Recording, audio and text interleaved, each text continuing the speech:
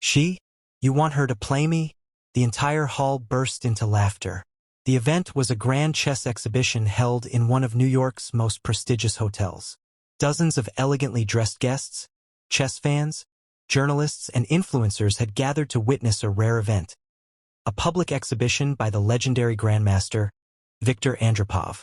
Viktor was a global name in chess circles, a three-time world champion, known for his cold, calculating precision. Nicknamed the machine in human skin, he had crushed professionals and amateurs alike with almost clinical ease. As part of the show, Viktor had agreed to play blitz matches with volunteers from the audience. Most people who stepped up were fans eager to say they once played a legend. None posed a threat. They fumbled through the opening moves, smiled for a selfie, and walked away after a polite handshake. But then came her. A woman in her late 40s, maybe early 50s. She was dressed in a faded gray sweater and worn jeans. Her brown leather purse had scuff marks, and her sneakers looked like they'd been through rough weather. Her hair was tied back in a loose bun, and she had no makeup, no entourage, nothing that made her stand out. She quietly stepped forward when the host asked for the next challenger.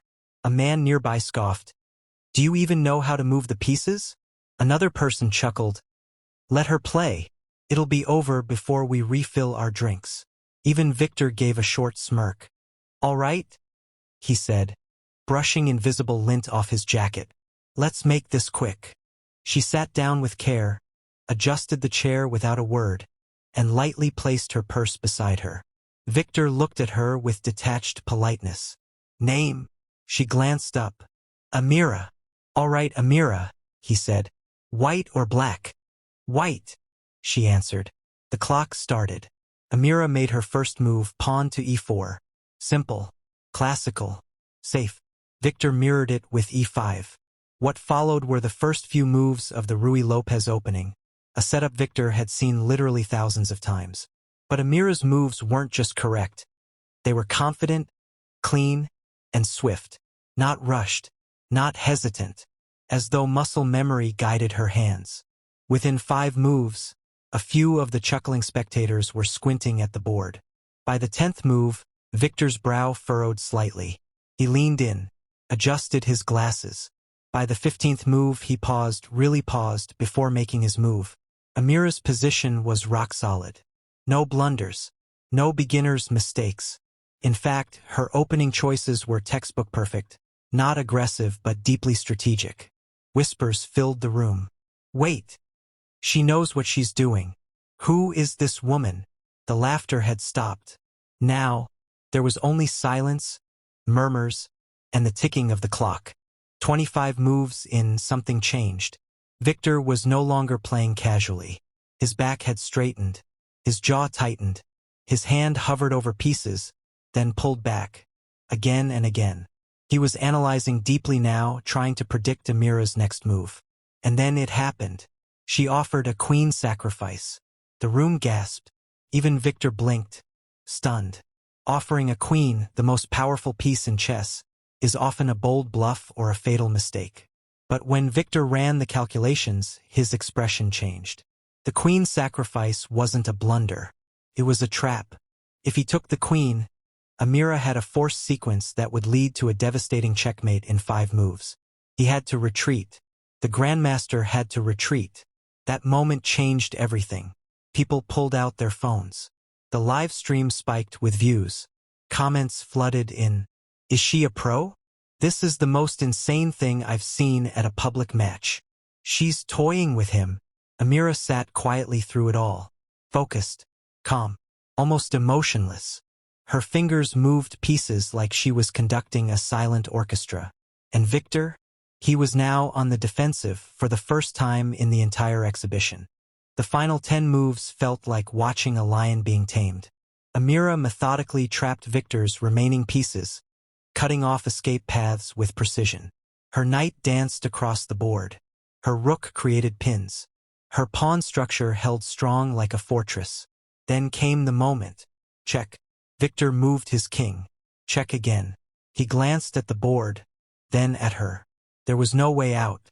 Checkmate. Amira had defeated Viktor Andropov, one of the most feared chess players in the world, in a flawless game. In under 35 moves, the crowd sat in stunned silence. No cheers. No clapping. Just open mouths, wide eyes, and the realization that they had just witnessed something legendary. Victor stood up slowly, extended his hand with respect, and shook hers. No words. Only one thing left his lips, barely audible. Hembra. After the match, Amira quietly gathered her bag and walked toward the back of the room, avoiding cameras and attention. But it didn't take long for the chess world and the internet to start digging. What they found shocked everyone. Amira Hassan, 49 years old. Born in Queens, New York. She had once been a chess prodigy, the national girls champion at age 15. She represented the U.S. in 2 junior world championships. But then, she disappeared. She had withdrawn from the spotlight in her 20s after her mother fell ill. With no siblings and no father in the picture, she became a full-time caretaker and never returned to the competitive scene. She worked as a librarian at a local high school, quiet, unnoticed, playing chess online under anonymous usernames at night, often defeating players far above her rating. She never boasted, never posted videos, never streamed. That exhibition, she had only come to watch. But when she saw the audience laughing at others, mocking inexperienced players, something stirred, and she raised her hand. Within 48 hours, Amira became a viral sensation. Chess websites, YouTube channels, and news platforms ran headlines like, "Librarian destroys chess legend in surprise match. Unknown woman checkmates Grandmaster. Who is she? The Queen returns." Amira Hassan's stunning upset. Offers poured in. Coaching gigs. Streaming sponsorships. Invitations to tournaments. Even movie deals. But Amira declined them all. In her one and only public interview, she said, "I didn't come to prove anything. I just wanted to remind people, never underestimate someone based on how they look. I still love the game. I always will. But I'm not chasing fame." When asked how she prepared for the game, she smiled. "Life prepared me, not books."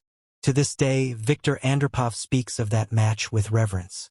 In his autobiography, he wrote, "Amira played not with arrogance, but with truth. Her moves were clean. Her strategy was pure. I've played thousands of games, but that one, I'll never forget." In his study hangs a photo of the moment he extended his hand to her. And under it, a small plaque reads,